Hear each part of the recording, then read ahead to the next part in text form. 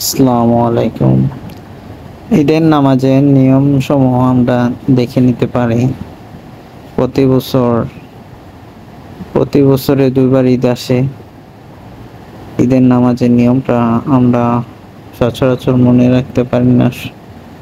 তবুও অনেকের মনে থাকে। তো দেখে নিতে পারি।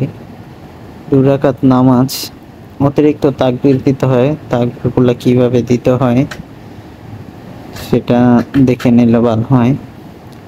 প্রথম রাকাতে প্রথম তাকবীর দিলে প্রথম তাকবীর দিয়ে হাত পেতে সানা পড়তে হবে। দ্বিতীয় তাকবীর হাত ছেড়ে দিতে হবে। তৃতীয় তাকবীরে হাত ছেড়ে দিতে হবে। চতুর্থ তাকবীরে হাত বাঁধতে হবে। এরপর ইমাম সাহেব কিরাত পড়বেন। তারপর নিয়ম অনুযায়ী রুকু সেজদা করবেন। আবার দ্বিতীয় রাকাতে রুকুতে যাওয়ার আগে প্রথম তাকবীরে হাত ছেড়ে দিতে হবে। দ্বিতীয় তাকবীরে হাত ছেড়ে দিতে হবে। তৃতীয় তাকবীরে হাত ছেড়ে দিতে হবে। চতুর্থ তাকবীরে আল্লাহু আকবার বলে রুকুতে যেতে হবে। তারপর সিজদা করবে। এভাবে নামাজ শেষ করবে।